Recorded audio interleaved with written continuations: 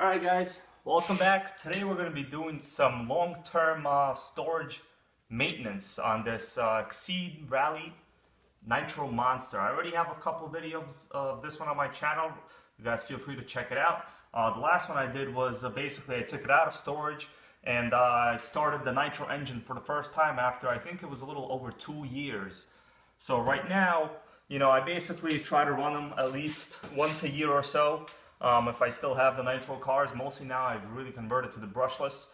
But I still do enjoy the Nitro experience once in a while. So you do want to make sure that everything is the way it's supposed to be in terms of storage and maintenance in these Nitro motors. Otherwise, next time you're going to try to get it running, you probably will need a new glow plug. You might need a new motor if you let it rust over time. If there's any fuel left in the actual fuel tank, it might rot out your fuel lines. So the first thing you want to do whenever you're going to be, well, for a fact that maybe you won't run an RC for more than a couple of months at a time. I would say at least over 3 months you should be doing this procedure. Is what you need to do is make sure you've definitely used up all the fuel in the gas tank. Now I don't have any more fuel. In the last video I made, I actually, I ran about half a tank in the engine just to kind of clear out the system, to heat up the engine a little bit and get it oiled. But now I have no fuel. The fuel lines are clear. I can see there's definitely no fuel in there. So the first thing you want to do, if this is not really a key thing, you might want to take out your batteries. I usually just kind of leave them, but I'll be honest with you, after about half a year, you will need to replace them. There is some kind of, I guess, drainage no matter what the system is. But, sometimes it's a little bit difficult here. You only have to take 2 screws out. And once again, these lessons, what I'm going to be showing you is pretty much applicable to any Nitro RC.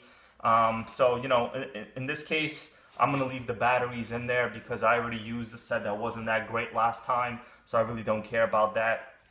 The next thing you want to do is, make sure that you have after-run oil. So this is the brand I use. It's Hobbico After-Run Oil. It costs a little bit, I think less than $3. You can get it online or at any hobby store. Basically the maintenance with this is, and you basically just have to put it in the engine somehow. There's 2 ways to do it. You could either take out the glow plug. So you would need your glow plug wrench, or you would need to take off this air filter. Now the method I normally do is I remove the air filter. And the reason that is because there's a lot of little fine dirt and dust particles inside the actual heatsink on top. So, I would think it's more than around the carb. So around the carb, you could just use, a little air spray or spray compressed air to get it out. You definitely don't want any particles of sand going into the engine anyway.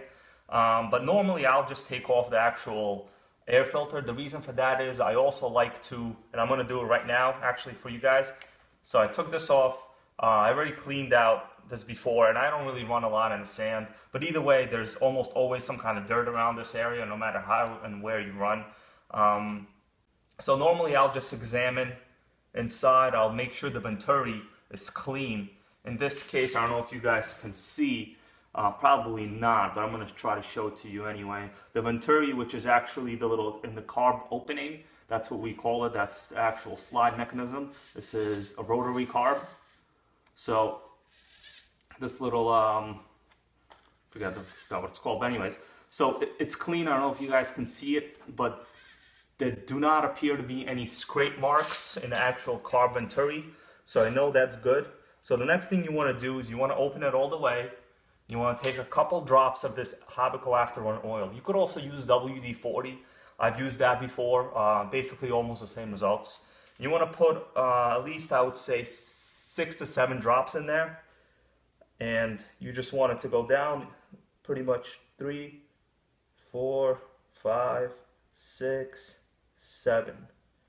So I put about 7 drops now.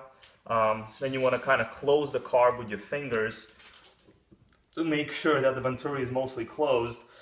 And then you want to pull the actual pull starter a couple times just to get the crankshaft inside to distribute the after-run oil inside the engine.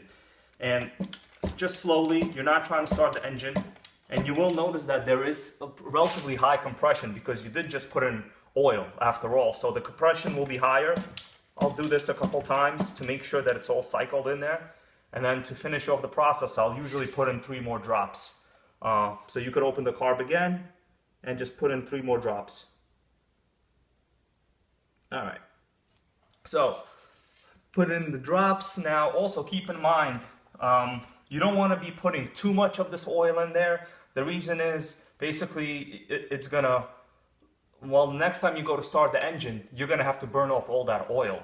I don't know if you saw my last video, but I started it up a couple, maybe I think 2 weeks ago, and it was relatively hard to start to begin with.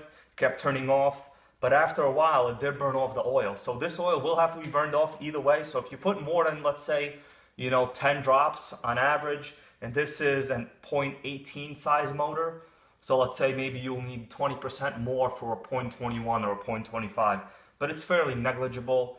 You don't want to overdo it on this afterrun oil.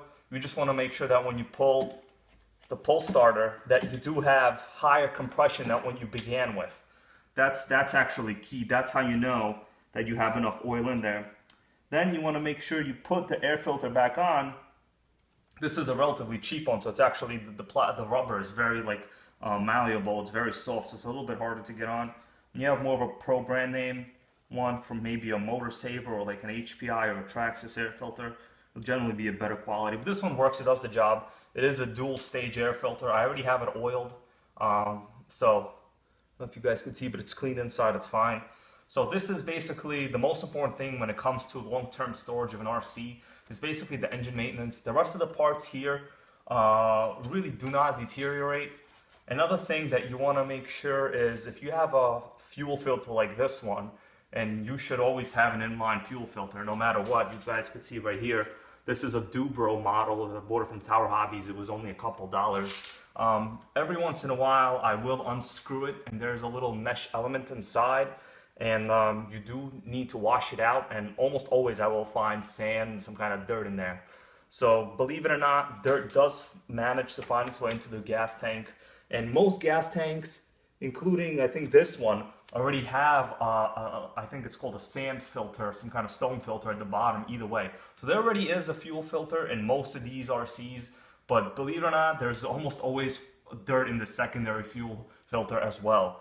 But I've managed to keep my nitro engines running. I've actually almost, other than my first RC nitro engine, I've never destroyed or wore out a nitro engine so much that it didn't idle or start or run well. And I've had, 2, 3, 4 gallons of fuel through engines. And this particular engine is a fairly low-powered one, doesn't run very high RPMs. Pretty sure it's an ABN construction as compared to ABC. ABN is a nickel plating instead of the chromium plating. So they do tend to wear out faster. It's basically the sleeve lining material, which is nickel. The older HPIs also used to use that material. And as far as I'm aware, I think the original Traxxas Pro 15s did too. Basically, every engine manufacturer now uses the ABC lining, which is more resistant to wear. But it is a costlier method of I guess, building the motor. But the main thing, and I've always had great success with this, is anytime you're storing a vehicle, I'm going to reiterate this again, is the overall long-term storage of a nitro engine. The batteries are kind of negligible. If you want to replace them, next time you replace them, they won't deteriorate your electronics. It's impossible. But the actual engine and the oils themselves are very, very important. So make sure you do that, but don't flood the engine, because next time when you try to start it, if you do that, you will have to generally unscrew the glow plug and I guess relieve some of that pressure. Otherwise, you might even risk breaking the pull starter if there's too much pressure. Also, when you're storing it, another great hint I should actually say is when you're pulling it, try to kind of feel it. You see, as I'm doing this, I know that my cylinder is at bottom dead center. So you don't want it to be at top dead center. They call it TDC, or bottom dead center. Because that's where most of the compression is, and I guess that's where the sleeve is the tightest. So you want it to kind of be in the middle. So as you're pulling it, kind of have it, you'll feel it like in the stroke. Like right now, I know well, right here, you see, if I pull it up like this, I know for a fact that it's either at the bottom or the highest portion. So I want it to kind of be in the middle or so. So as you pull it, you'll notice it. The reason is this creates less stress on the materials over time. So these are just some great hints, believe it or not, that have helped me over the long run maintain some of my engines. And you know, the reason I'm telling you guys this is because trust me for a fact, I definitely ruined my first nitro engine that I had. I think in probably a quart of fuel. But then again, it was probably, you know, a decade ago, so maybe the engines today got better. But in terms of maintenance on that first engine when I was a youngster, actually at the time, I didn't do any of this maintenance, and at that time YouTube wasn't even popular, so there was no way I could have even watched videos like this. I think at that time I read RC car action magazines, and of course, you know, they were constantly talking about race engines. No one was really talking about, you know, basic nitro engine maintenance for storage. But if I, you know, heard this lesson a while ago, I probably wouldn't have ruined my first engine. But anyway, make sure you apply these, you know, things to every nitro motor you have. You know, anytime you're storing it over, let's say a couple months at a time, get yourself some of this Habaco after-run oil. I know you're wondering, why do I have it in this cup? Well, for some reason, this bottle constantly tends to precipitate a little bit. And I'm pretty sure it's not leaking over the top because I do have a cover for it. But for some reason, it's always oily. Maybe it's some minor leaks on the bottom, I don't know. But basically, this is about every year I use a bottle like this. I have a couple of nitro engines. At this point, I also have an HPI Nitro RR, well, it's a RTR3 Drift. Great RC also, so I already did it on that car. But anyways, that's it. Thank you guys for watching. If you have any questions about any kind of nitro problems or maintenance or tuning, please feel free to ask. I have a wealth of knowledge on nitro and electric as well also. And I'll always give you the best hints for the lowest amount of money that you have to spend to actually get what you want. So thanks for watching. Stay tuned. I'll be back with more videos. Thanks so much, guys.